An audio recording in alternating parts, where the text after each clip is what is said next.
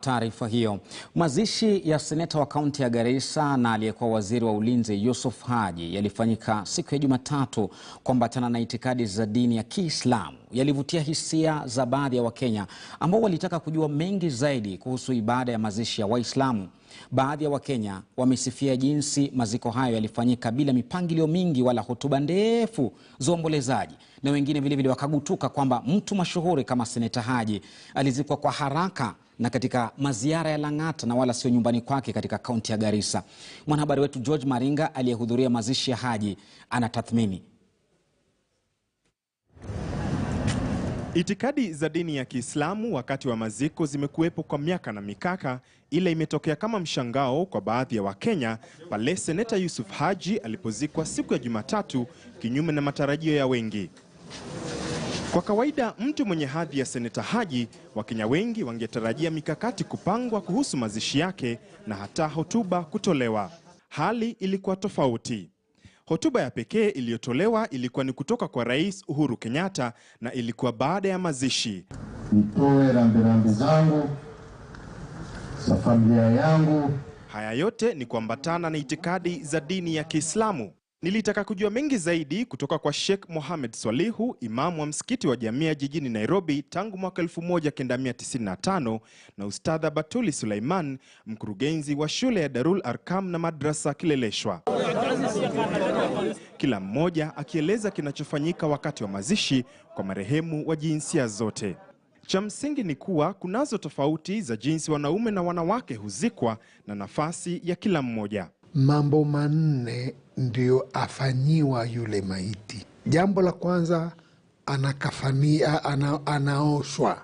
Atakalishwa kwanza, afinye matumbo yake kidogo, kutoka kuna uchafu utoke, aswafishwe na mwenye kumosha yule au amevaa gloves. Baada ya kuoshwa sasa anakafaniwa.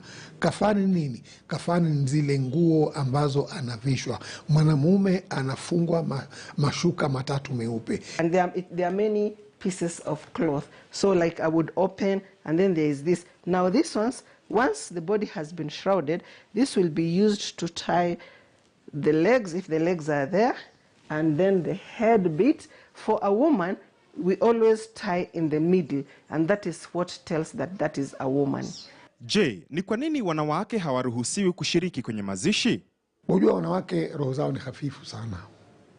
Na huenda wengine wakapiga makelele, wakalia sana, ambao kwamba sisi katika Uislamu twafaa kulia, hujakataza kulia, lakini hufai kulia na kutoa maneno. Na nitatuangalia, wewe ushatuondokea, wewe ndio kwa simba wetu wa mlangoni hapa, wewe ndio kingi wetu, wewe ndio bosi wetu, wewe ndio kichulisha. Haya maneno machafu kwa Mungu hayataki maneno kama haya. We have our culture, we have our traditions. These are the sunnah of the Prophet, peace be upon him, the hadith, what we've been taught. And we are taught that we don't go. It's the work of the men. Not that they're discriminating us.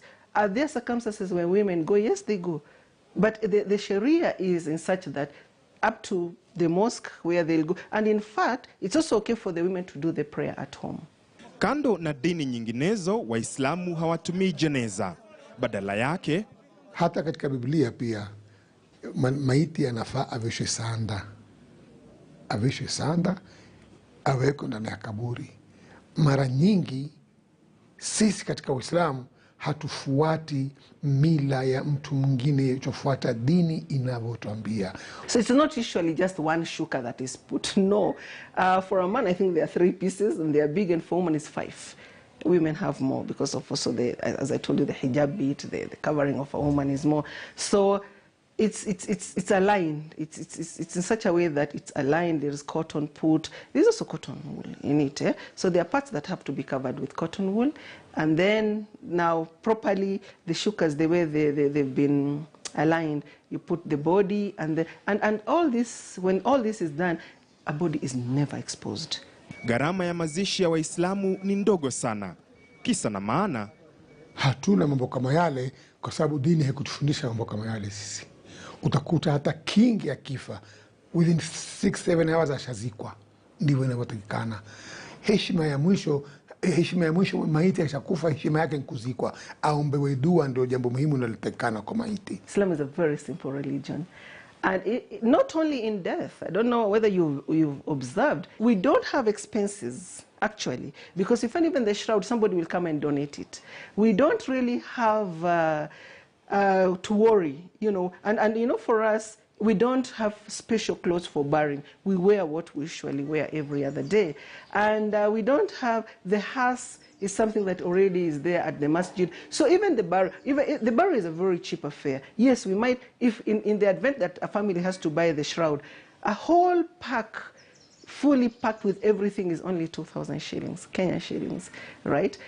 And at the burial, maybe the cemetery, if they are to pay for the charges or anything, again, could be more or less the same. 5,000 shillings, you're good, you're done. Yote 9-10, kifo hakina hodi na waliofiwa husalia na kumbukumbu za marehemu. Nazo tofauti za dini ya Kiislamu kulingana na jinsi wanavyoendesha mazishi yao ni dhahiri. George Maringa, KTN News, nje ya msikiti wa Jamia, kaunti ya Nairobi. Na tathmini maridhawa pale na